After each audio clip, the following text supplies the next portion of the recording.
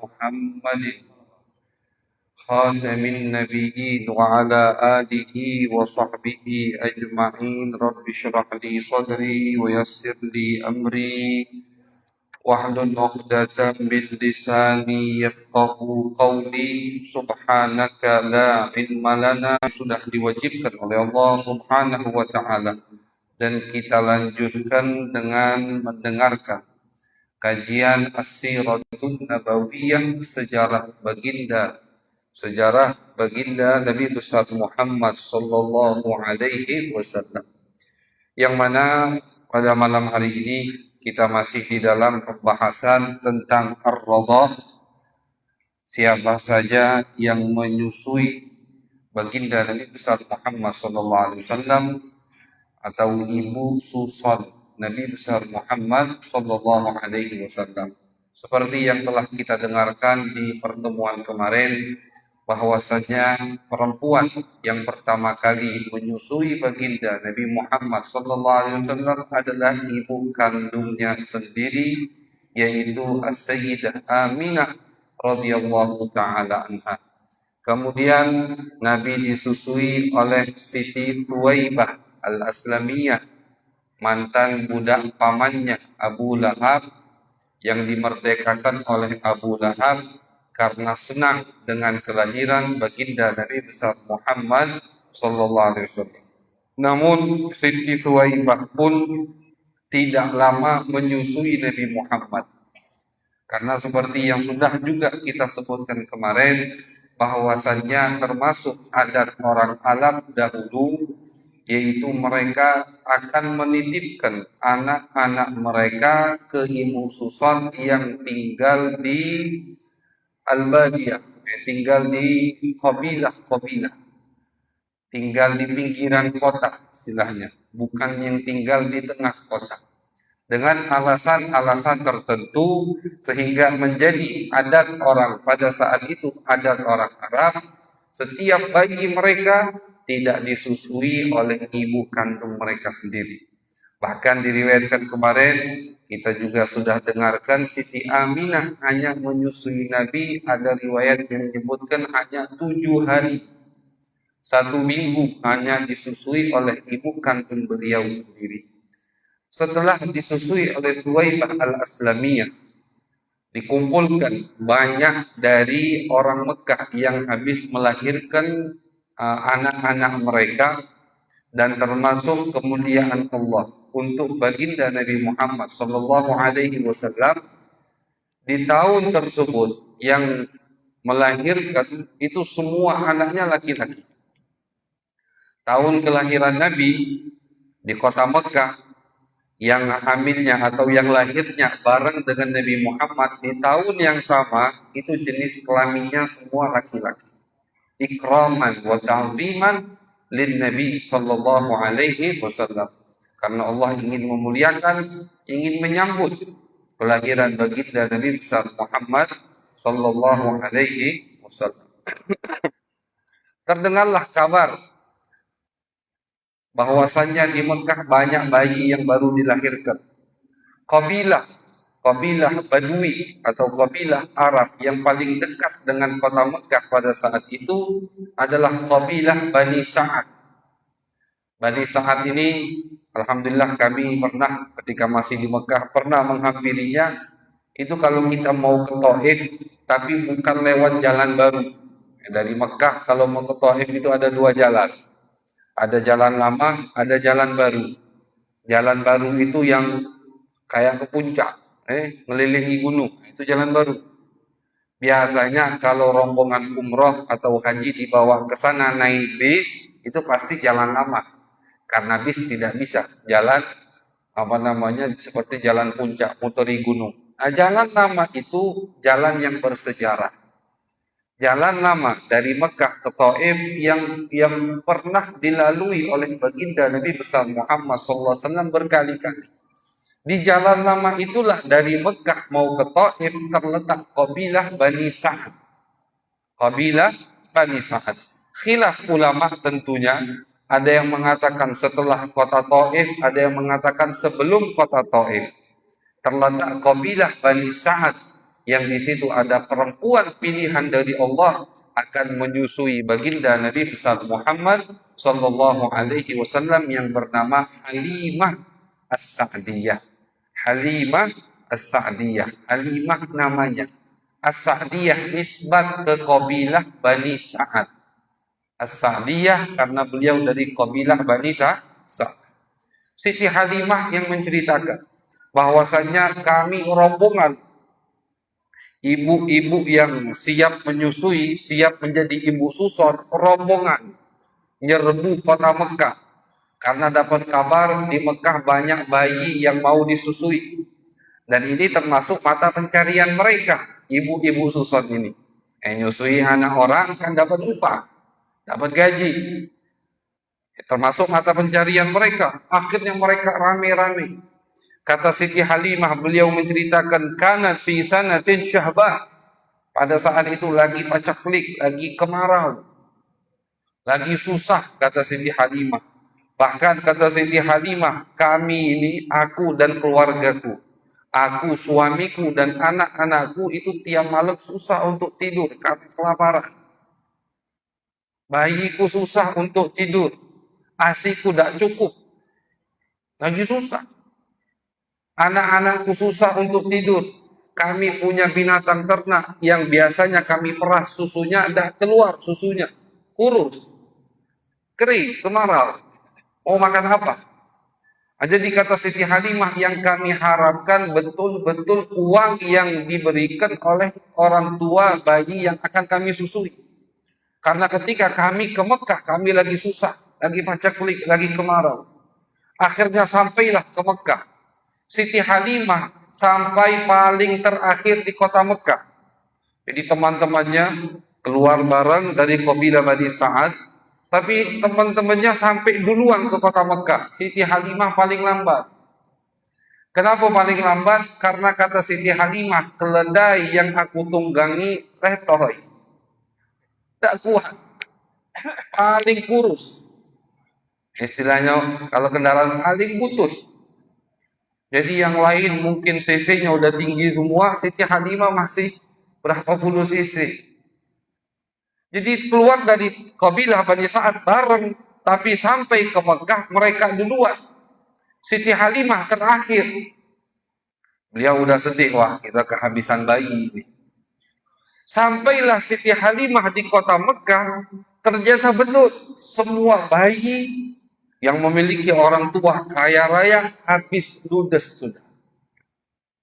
Dicari sama Siti Halimah, daftar nama bayinya ada, habis sudah diambil, rumah ini sudah diambil, dari keluarga ini sudah diambil, tersisa hanya baginda Nabi besar Muhammad SAW.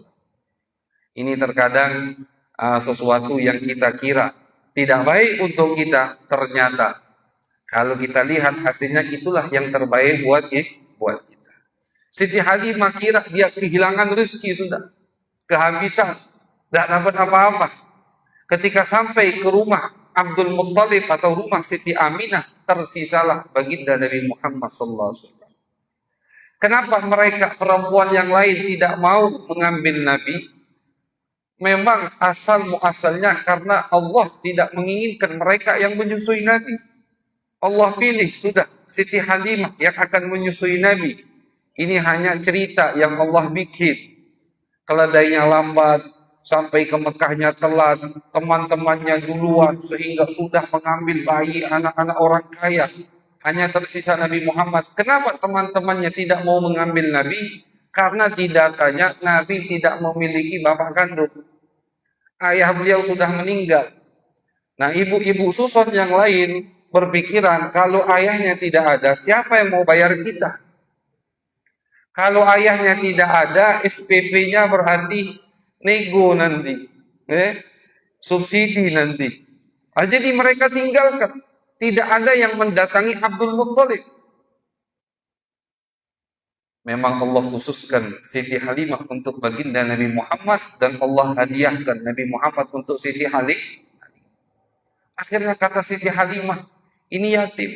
Pertama, Siti Halimah juga tidak mau mengambil Nabi Muhammad. Yatim, kita butuh uang, kita butuh duit untuk hidup. Ngomong ke suaminya, Suaminya ikut. Kata suaminya, tapi Halimah. Musyawarah akhirnya, dua lagi bini. Kata suaminya, wahai Halimah, malu kalau kita pulang tidak bawa bayi. Pulang tangan kosong malu. Tetangga dapat bayi semua, kita tidak dapat bayi. Sudahlah. Akhirnya kata Siti Halimah, daripada malu, kita ambil bayi yatim tadi. Didatangi rumah Siti Aminah radhiyallahu taala anha. Siti Halimah radhiyallahu taala anha, beliau mengatakan, ketika aku melihat bayi baginda Nabi Muhammad sallallahu alaihi wasallam, waqa'a hubbuhu fi qalbi. Langsung kata Siti Halimah, aku cinta kepada bayi tersebut. Bayi Nabi Muhammad sallallahu alaihi wasallam. Yang lain tadi tidak sempat ngelihat karena dengar yatim dan didatangi akhir rumahnya. Rumah Siti Aminah. Tapi Siti Halimah mendatangi rumah Siti Aminah. Kata Siti Halimah, ketika aku melihat bayi baginda Nabi Muhammad sallallahu alaihi wasallam, masuk langsung cintanya ke dalam hati. Langsung cinta. Langsung direbut, diambil tanpa ngomong biaya berapa. Beliau lupakan biayanya. Tidak ingat lagi dengan dunianya. Karena apa? Karena sudah cinta kepada baginda Nabi Muhammad sallallahu alaihi wasallam. Nabi masih berapa bulan atau berapa hari pada saat itu. Tapi cahaya yang terpancar dari muka baginda Nabi Muhammad begitu memukau. Langsung Siti Halimah cinta. Dipeluk sama Siti Halimah. Dibawa. Digendong sama Siti Halimah. Subhanallah, ketika Siti Halimah menggendong Nabi, langsung seketika beliau merasakan keberkahan baginda Nabi Muhammad SAW. Kata Siti Halimah, aku gendong Nabi. Aku bawa naik ke atas keledaiku. Keledai yang tadinya butut, yang tadinya paling lambat, tiba-tiba kata Siti Halimah langsung seget. Staminanya full. Ngebut jalannya. Teman-teman Siti Halimah yang tadinya sudah duluan keluar dari kota Mekah disusul sama keledainya Siti Halimah. Sampai-sampai teman-temannya bingung. Wahai Halimah, ini tadi keledai yang kamu pakai ketika mau ke kota Mekah. Iya, kata Halimah. Ini keledai yang sama. Tidak diganti. Tapi kenapa sekarang cepat ngebut? Sampai-sampai teman-teman Siti Halimah itu disusul sama Siti Halimah. Keberkahan baginda Nabi Muhammad sallallahu alaihi wasallam. Itu keberkahan pertama yang dirasakan oleh Siti Halimah ketika membawa baginda Nabi Muhammad sallallahu alaihi wasallam. Ngebut sampai di kabilah mereka, Siti Halimah duluan yang sampai. Padahal tadi ketika keluar dari Mekah, mereka teman-temannya duluan yang keluar, Siti Halimah terakhir yang keluar. Namun ketika sampai di kabilah mereka, Siti Halimah duluan yang sampai. Langsung merasa keberkahan baginda Nabi Muhammad. Kemudian kata Siti Halimah, asiku yang tadinya tidak banyak keluar. Jangankan untuk bayinya Nabi, untuk anaknya sendiri tidak cukup.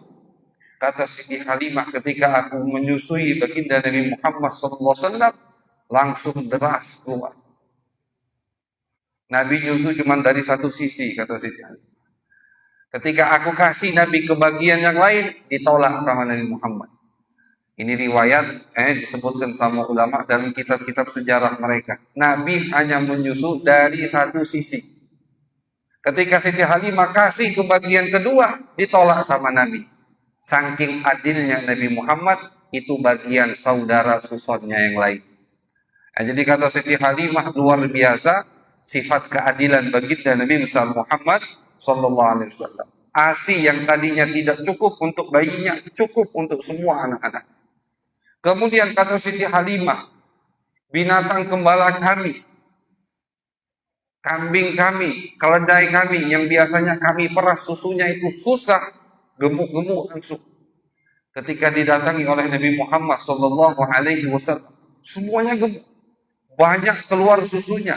Keberkahan yang begitu luar biasa sampai-sampai tetangga Siti Halimah mengatakan kepada suami-suami mereka, gembalalah binatang ternak kita di tempat suaminya Halimah mengembala binatang ternaknya.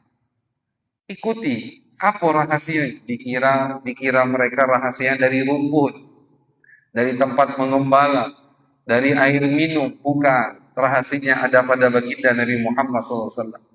Sampai-sampai tetangganya bingung, ini kenapa binatang ternak Halimah yang paling banyak susunya? Ikuti di mana dia ngembala, kita gembala di situ.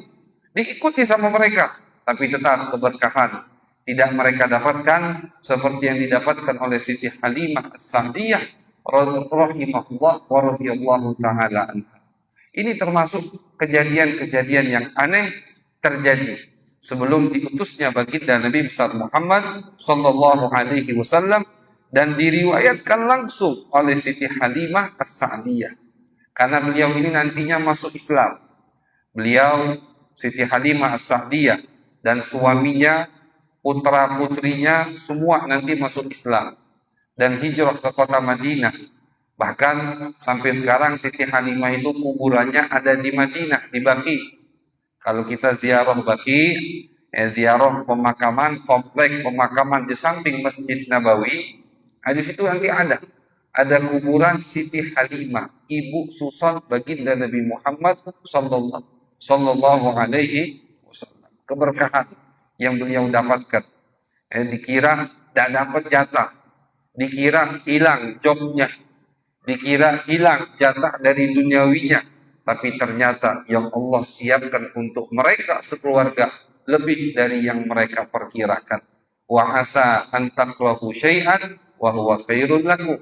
Ini kata ulama bisa kita petik dari cerita Siti Halimah ini, bahwasanya terkadang apa yang Allah putuskan untuk kita mungkin pahit untuk kita terima sekarang, susah untuk kita ini, akan tetapi yakinilah bahwasanya apapun yang Allah putuskan untuk kita, itulah yang terbaik untuk kita. Seperti Siti Halimah telah datang ke Mekah, kehabisan bayi-bayi, anak-anak dari orang-orang kaya, tapi ternyata yang Allah siapkan untuk beliau lebih dari itu semua. Allah pilih beliau untuk menjadi ibu susun baginda Nabi Muhammad sallallahu alaihi wasallam. Bayangkan, kulitnya pernah menyentuh kulit Nabi. Kulitnya pernah menyentuh kulit Nabi. Kulit yang pernah menyentuh kulit Nabi mustahil masuk nerakanya Allah Subhanahu wa ta'ala. Ada dalilnya itu. Ada dalilnya. Diceritakan, diriwayatkan, ada sahabat yang bernama Al-Aswad. Di peperangan, di salah satu peperangan bersama Nabi Muhammad SAW, Nabi itu kalau perang, beliau yang turun sendiri, ngerapikan barisannya, barisan sahabat. Aswad, sahabat yang bernama Aswad, sengaja beliau, perutnya itu dimajukan, biar barisannya tidak rapi. Nabi sudah ngerapikan barisan, tapi beliau sengaja perutnya dimajukan. Tapi bukan ingin melanggar perintah Nabi. Acting beliau ini. Akhirnya sama Nabi Muhammad diluruskan dengan tongkat beliau. Istaqim ya Sawad, namanya Sawad, maaf. Istaqim ya Sawad. Luruskan wahai Sawad. Diluruskan pakai tongkat Nabi. Kata Sawad, ya Rasulullah, auja'tani. Engkau telah menyakitiku. Al-qisas, mau qisas ya Rasulullah. Qisas. Nak balas. Sahabat yang lain udah gerem-gal. Wah, ini kurang ajar sama Nabi. Pengen balas Nabi. Nabi orang yang paling adil. Kata Nabi Muhammad, ayo balaslah, silahkan. Dikasih tongkatnya Nabi Muhammad SAW. Kata Sawad, ya Rasulullah, tadi tongkat kamu langsung menyentuh kulit aku. Buka juga bajunya ya Rasulullah. Qisas harus sama. Dibuka sama Nabi. Sahabat udah marah semua, ditahan sama Nabi, biar balasan qisas harus sama. Akhirnya ketika dibuka kulitnya sama Nabi, perut Nabi Muhammad SAW dipeluk sama Sawad, sahabat baginda Nabi Muhammad SAW. Bukan mau balas, tapi pengen dapat jatah memeluk atau bersentuhan kulitnya dengan kulit baginda Nabi Muhammad SAW. Akhirnya kata Nabi, kenapa wahai Sawad kau lakukan ini? Sawad menjawab, ya Rasulullah, sekarang kita ini mau ngadep musuh-musuhnya Allah. Mau perang, aku udah tahu hidup lagi atau tidak. mungkin ini terakhir daripada akhir kehidupanku di dunia ini, maka aku ingin ya Rasulullah, sebelum aku wafat, kulitku menyentuh kulitku menyentuh kulitmu. Aku yakin kulit yang menyentuh kulitmu ya Rasulullah tidak akan menyentuh atau disentuh oleh api neraka jahanam. Didoakan sama Nabi Muhammad sallallahu alaihi wasallam dan dimaafkan sama Nabi.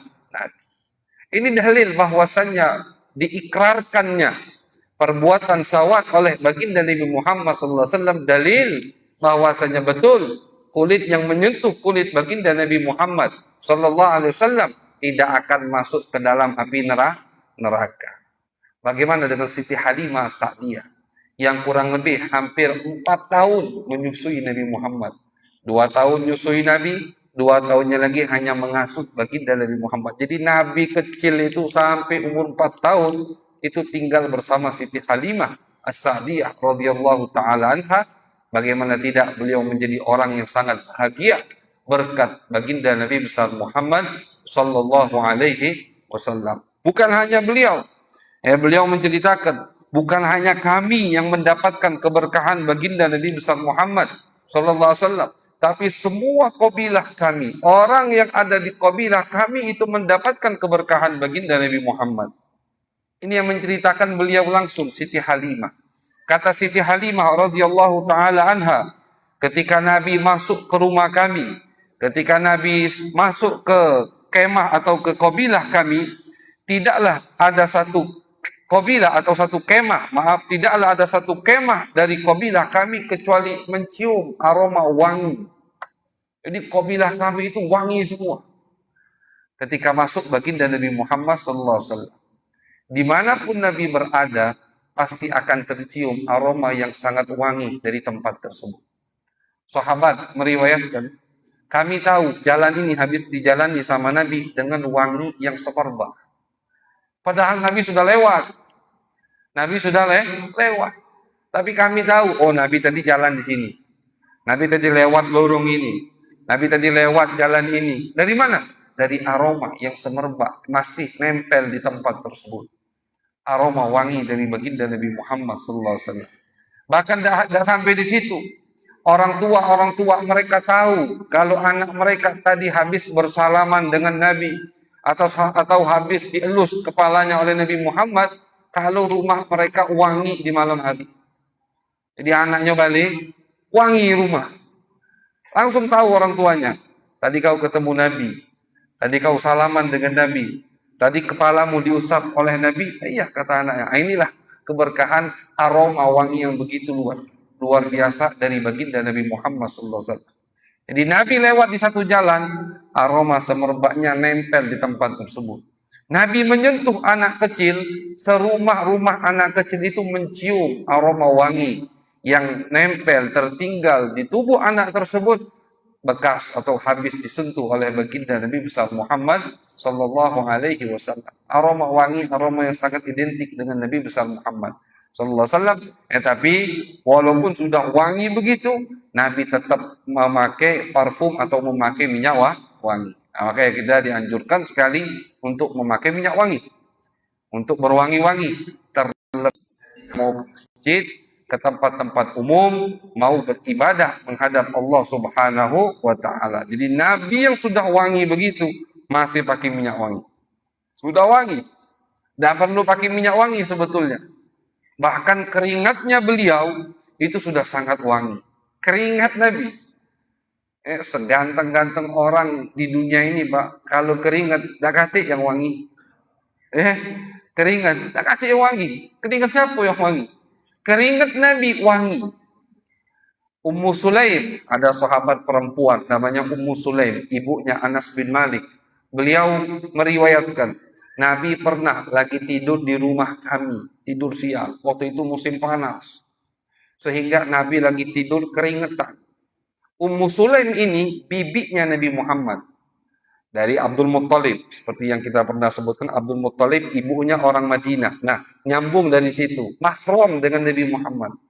Akhirnya kata Ummu Sulaim, aku melihat saking panasnya keringat itu netes dari jidat Nabi Muhammad SAW. Mengalir. Ummu Sulaim pintar. Aku cari botol kosong, ditadai, diambil keringat tadi dari kening Nabi Muhammad SAW. Bangun Nabi akhirnya. Apa yang kau lakukan Ummu Sulaim? Kata Ummu Sulaim, ya Rasulullah, ini bakal jadi minyak wangi kami yang paling wangi. Tersenyum Nabi Muhammad dan oleh baginda Nabi Muhammad sallallahu. Ini hadisnya sahih. Bukan sahabat atau perawi berlebihan, tidak. Ini memang yang ada, nyata, terjadi, ada pada Nabi kita, Nabi besar Muhammad sallallahu alaihi wasallam. Keringatnya itu wangi, Pak. Keringatnya wangi. Sama Ummu Sulaim dijadikan minyak wangi. Kata Ummu Sulaim, ini minyak wangi kami, Rasulullah. Bibit parfum yang lain kalah dengan keringat baginda Nabi besar Muhammad sallallahu alaihi wasallam. Makanya nama beliau ya Mutayyab, wahai orang yang sangat wangi, yang diwangikan oleh Allah Subhanahu wa taala. Wangi ketika disebut nama Nabi besar Muhammad. Wangi ketika didengarkan sejarah baginda Nabi besar Muhammad sallallahu alaihi wasallam, dan mudah-mudahan nanti kita bisa mencium aroma baginda Nabi Muhammad sallallahu alaihi wasallam di surganya Allah Subhanahu wa taala. Jadi Nabi dari kecil sudah wangi. Kata Siti Halimah, ketika Nabi tiba di kabilah kami, langsung kabilah kami wangi semerbak. Dan kata Siti Halimah, kemudian tidaklah ada yang sakit di kabilah kami kecuali datang kepadaku karena melihat keberkahan dari bayi tersebut. Yang tadinya kabilah hanya gelap jadi terang menderang. Yang tadinya biasa saja baunya menjadi wangi semerbak. Siti Halimah yang tadinya susah kehidupannya jadi berkah. Binatang ternaknya yang kurus-kurus, gemuk-gemuk, mereka melihat semua satu kabilah, ini keberkahan pasti dari bayi yang dibawa oleh Halimah ini, dari Muhammad ini, yatim yang kita tidak mau ambil. Akhirnya mereka punya inisiatif, setiap ada yang sakit dari kabilah Siti Halimah, berobat ke Siti Halimah. Datang ke rumah Siti Halimah, bukan ingin minta obat dari Siti Halimah, melainkan kata Siti Halimah hanya pengen diusap oleh tangan baginda Nabi Muhammad sallallahu alaihi wasallam. Yang sakit-sakit datang ke rumahku, diusap sama Nabi, sembuh. Ini Nabi dari bayi. Kalau Nabi sudah jadi Rasul, itu udah perlu kita ragukan lagi. Ini Nabi dari bayi, tangannya itu sudah bisa menyembuhkan. Jadi bukan hanya ketika sudah diutus oleh Allah, dari kecil sudah Allah berikan keberkahan dari tangan mulia beliau.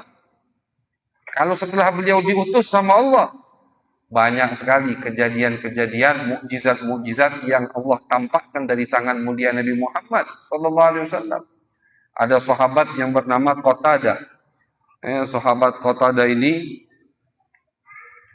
di peperangan Uhud matanya terkena anak panah. Matanya terkena anak panah. Keluar matanya. Satu matanya itu nyantol masih. Akhirnya sama Qatadah, tidak dibawa ke dokter, tidak dibawa ke dukun, tidak. Dibawa ke siapa? Ke Nabi Muhammad SAW. Sahabat itu kalau sakit, lemak dulu. Gampang. Obatnya ke Nabi. Dokter tidak kantik di zaman Nabi. Ya Nabi itulah dokter. Matanya keluar. Sama Abu Qatadah dibawa menghadap baginda Nabi besar Muhammad sallallahu alaihi wasallam. Minta obat sama Nabi. Dibawa ke Nabi. Kata Nabi, wahai Qatadah. Nabi Muhammad adalah guru, mursyid. Kata Nabi, wahai Qatadah, mau tidak kau sabar, pahalanya besar. Kalau kau sabar, pahalanya besar. Tapi kalau kau minta obat, kan aku obati. Ini Nabi Muhammad selalu menawarkan atau mengarahkan ke makom kedudukan yang lebih tinggi. Cuman kalau kau mau tetap aku obati. Nah, tapi kalau kau sabar, matamu hilang satu, pahalanya besarnya. Kata Qatadah, ya Rasulullah, aku ini masih muda. Masih galak kawin.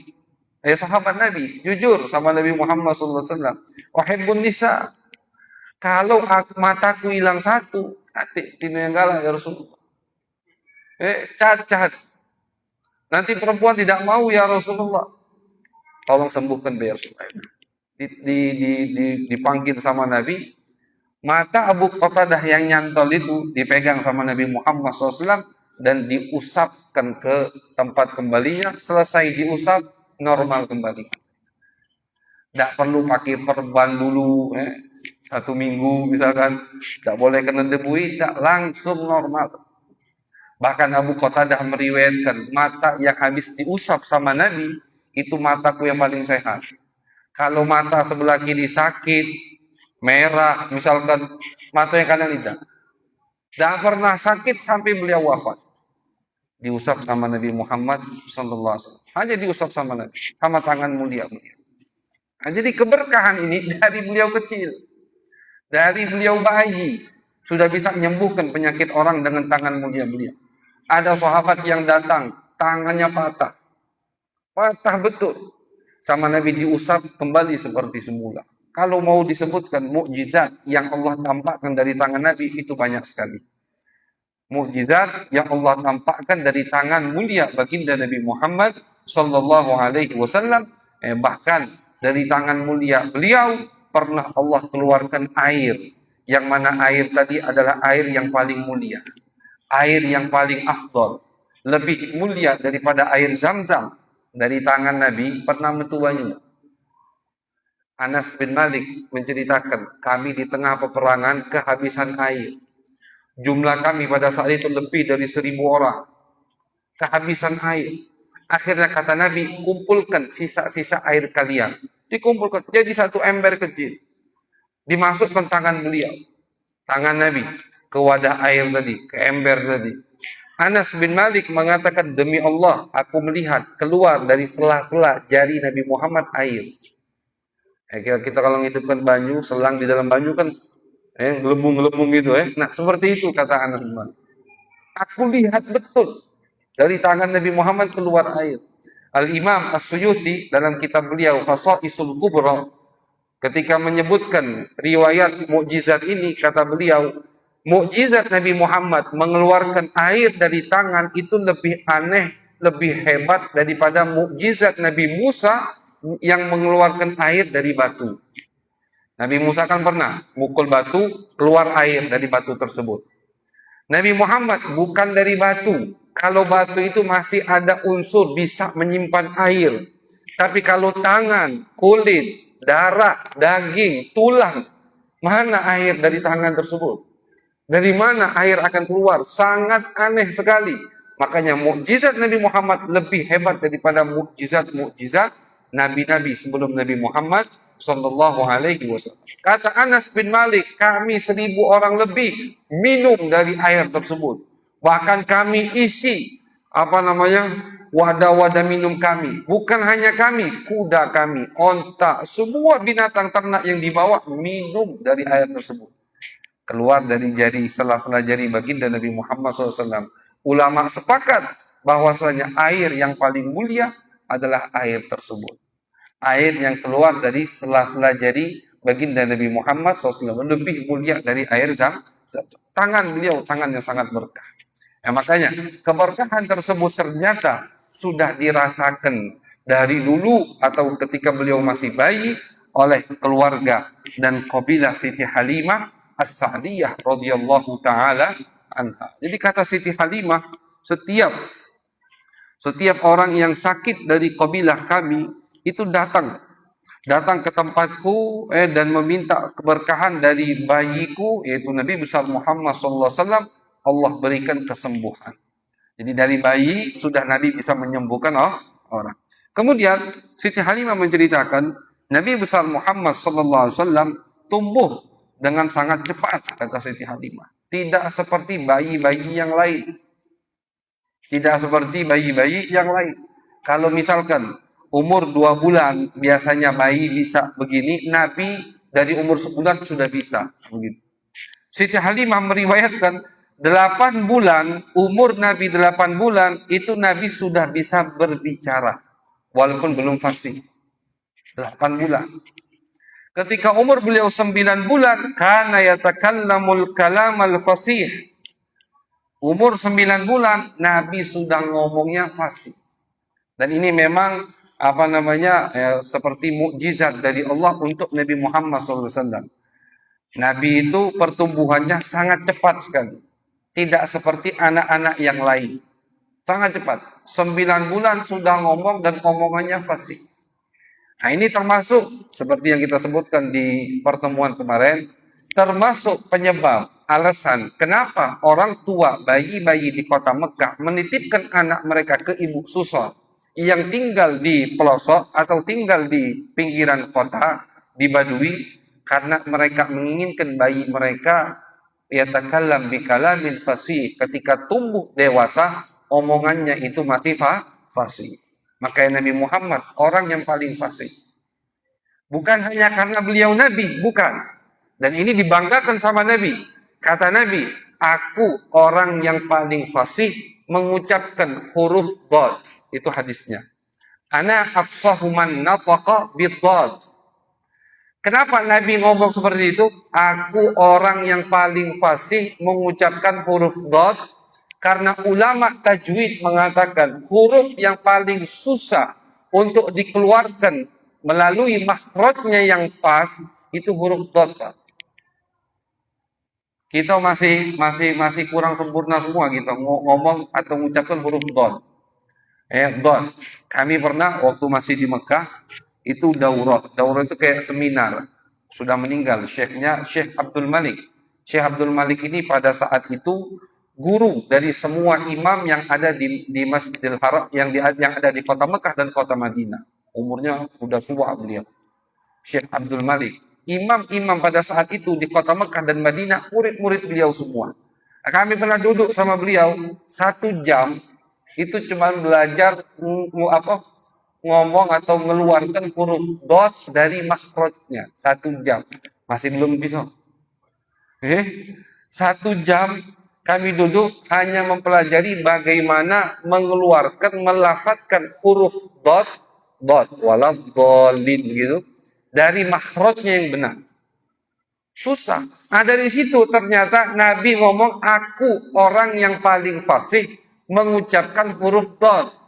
Jadi kalau huruf Dot saja aku yang paling fasih, apalagi huruf yang lain. Nah ini mukjizat Nabi Muhammad. Dan Nabi sebutkan alasannya. Ditanya sama sahabat, kenapa ya Rasulullah? Karena aku tumbuh di qabilah Bani Sa'ad. Disebutkan sama Nabi. Dibanggakan sama Nabi Muhammad SAW. Bagaimana tidak? Aku, kata Nabi, tumbuh di qabilah Bani Sa'ad. Jadi dibarengi mukjizat Allah. Pemberian dari Allah Subhanahu wa Ta'ala juga disebabkan karena Nabi diasuh oleh Siti Halimah As-Sa'diyah di qabilah Bani Sa'ad, sehingga beliau menjadi orang yang paling fasih. Tidak ada yang lebih fasih dari Nabi Muhammad. Bahkan ini sempat ditanyakan sama Sayyidina Umar, ya Rasulullah, bagaimana bisa antum kok paling fasih padahal tidak pernah belajar kemana-mana? Nabi kan tidak pernah belajar, Pak. Nabi itu an-nabiyul ummi. Ummi itu adalah yang tidak bisa nulis, tidak bisa baca. Itu ummi. Nah, cuma tidak bisa baca, tidak bisa nulisnya Nabi, mukjizat untuk baginda Nabi Muhammad Sallallahu Alaihi Wasallam. Tidak bisa baca, tidak bisa nulis Nabi. Cuma kata Sayyidina Umar, ya Rasulullah, tapi engkau paling fasih. Tidak pernah belajar. Tapi tidak pernah belajar dari Nabi, itu bukan kalau kita tidak pernah belajar. Ya kalau orang sekarang selain Nabi tidak pernah belajar, berarti malas kan begitu. Kalau Nabi tidak pernah belajarnya, memang itu settingan dari Allah agar jadi mukjizat al-kubra untuk beliau kelak ketika diutus oleh Allah Subhanahu wa Ta'ala. Tidak pernah belajar, tidak pernah berguru, tidak pernah keluar dari kota Mekah kecuali 2 kali. Artinya mereka melihat betul pertumbuhan Nabi besar Muhammad SAW. Tapi engkau ya Rasulullah kok paling fasih, kata Sayyidina Umar. Kata Nabi, bagaimana tidak aku paling fasih? Pertama, beliau adalah utusan Allah. Kedua, kata Nabi, aku diasuh di qabilah Bani Sa'ad. Nah, jadi beliau diasuh di qabilah Bani Sa'ad dan menjadi orang yang paling fasih. 9 bulan umur Nabi, 9 bulan sudah bisa berbicara. Kata Siti Halimah, ketika umur beliau 10 bulan sudah bisa main panah.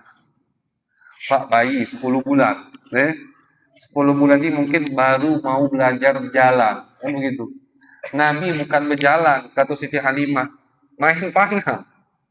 Dan beliau paling hebat main panah. Makanya kalau ada yang hobi olahraga panah, itu lanjutkan dan niatkan mengikuti sunnah Nabi Muhammad. Kata Nabi, belajar main panah. Ya, itu kan termasuk olahraga juga sekarang, panah. Ya, jadi kalau ada yang hobi main panah, lanjutkan dan niatkan mengikuti sunnah baginda Nabi Muhammad Sallallahu Alaihi Wasallam. Nabi itu memanah, tidak pernah meleset. Setiap beliau memanah pasti tepat pada sasarannya. Ya bagaimana tidak? Dari umur 10 bulan sudah belajar main panah. Nah, jadi kata Siti Halimah, 8 bulan Nabi sudah mulai berbicara, belum jelas, tapi 9 bulan sudah jelas dan sangat fasih. Apa yang beliau sebutkan jelas sekali, kami paham. 10 bulan, belum 1 tahun, Nabi sudah belajar main panah. Ini termasuk irhasot, istilahnya keanehan-keanehan yang terjadi pada Nabi Muhammad SAW sebelum beliau diutus oleh Allah Subhanahu wa taala, dan semua ini cerita diriwayatkan oleh ibu susun beliau Siti Halimah As-Sa'diyah, karena Siti Halimah nanti bakal hijrah ke Madinah, masuk Islam dan meninggal setelah baginda Nabi Muhammad sallallahu alaihi wasallam. Insyaallah kajian berikutnya yang masih terkait dengan kejadian-kejadian yang terjadi pada Nabi ketika beliau berada di kabilah Siti Halimah Sa'diyah, insya Allah akan kita kaji di pertemuan yang mendatang. Mudah-mudahan diberikan kesehatan oleh Allah Subhanahu wa taala, selalu diberikan taufik hidayah sehingga insya Allah bisa menghadiri majlis-majlis berkah, majlis-majlis ilmu. Amin ya rabbal alamin. Sallallahu alaihi wasallam Muhammad wa ala alihi wa sahbihi wa baraka wa sallam. Walhamdulillahi rabbil alamin.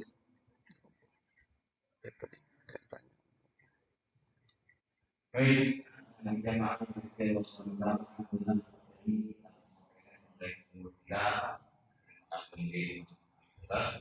dan juga sudah menjelaskan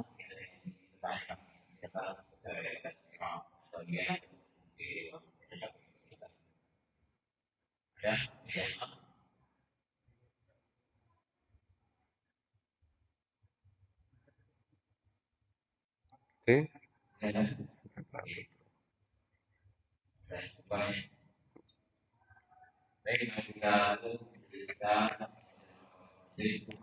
Sehat. Oh, maka dari gimana? Iya.